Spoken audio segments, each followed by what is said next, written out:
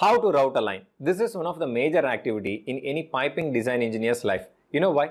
Because 60% of your design runs around the routing, remaining 20% with layout planning and remaining 20% with material, stress, support and interdisciplinary coordinations. So 60% of your design, it's around the routing. So it's important to understand what is routing and how to do the routing. So in this video, I will share the steps we generally follow in order to finalize any routing from the P&ID. So without wasting your time, let's begin.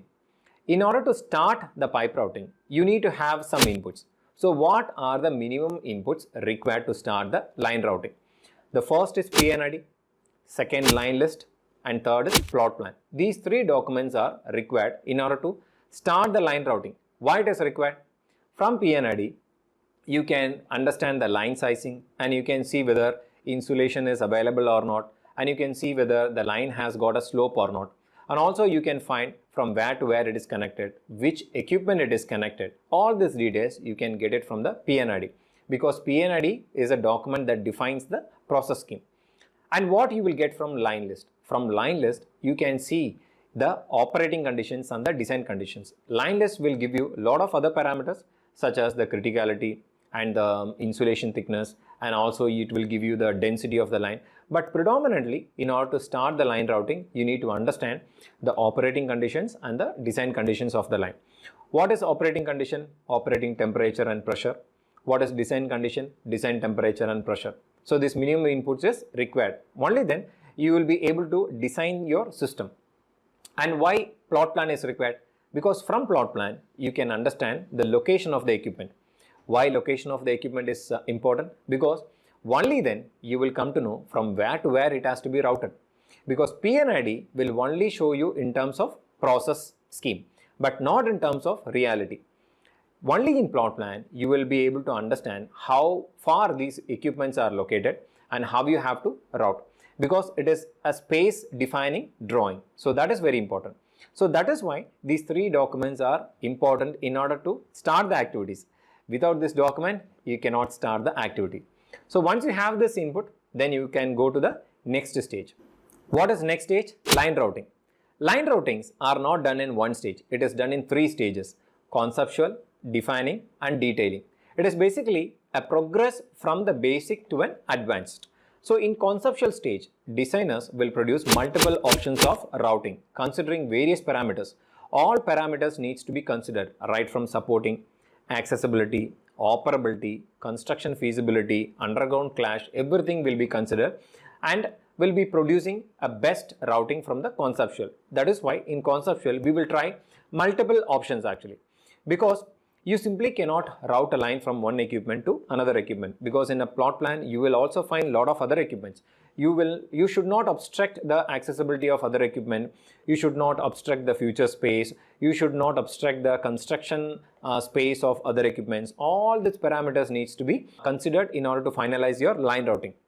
So for which you will find multiple options, which is right, which is not. It is basically an iteration process and your seniors will review. This is the stage where you will technically, logically and with a specification, you will finalize one particular routing, and that particular routing is known to be the best economical routing. So this is the conceptual stage routing.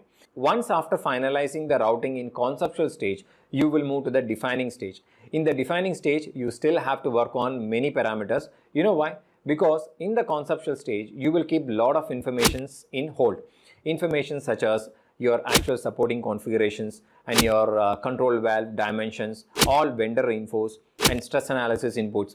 All these inputs will be generated in the defining stage. So once you put this input in your line routing, you still have to check whether it meets the accessibility, operability, constructability or not. Because this is the primary requirement. If you are going to obstruct any equipment, obstruct existing piping, obstruct the installation of the supports, then there is no use of producing the line routing. So after finalizing everything, you will still have to review your line routing according to these parameters. Once after the defining stage, you will have to move to the detailing stage. In detailing stage, you will still have to work on many other parameters. The parameters that are exactly from other departments and reviewers and clients. So this is a stage where your design will be reviewed from other disciplines also. They will be providing you some comments. your client will review, your design reviewer will review. There will be change in the design. There will be some sort of a minor change. Maybe the type of valve is changed, the control valve dimensions are changed, the type of supports are changed, maybe the temperature of the line is changed, because of which the stress analysis is changed. So there will be many other changes. Once again, you have to review your line condition based on all these inputs. So this is the stage where you will finalize all the inputs and finalize all the outputs. The output is your final line routing. You will have to finalize the support configuration, exact routing, right from the fittings to the flanges and bolts and gaskets, everything actually. So this will be finalized exactly with 100% dimension, because you will have to collect all the vendor info also actually. So when you finalize the routing, which means that it goes as a AFC, approved for construction. So that is the importance of this finalization. So when you have to finalize any routing, this is the stage that you have to walk through, right from input and then line routing. In line routing, you will have to go through these 3 stages, because generally design is a process of evolving from basic to an advanced. Only by multiple reviews and multiple suggestions and multiple evaluation of different parameters, you can ensure that your design is right.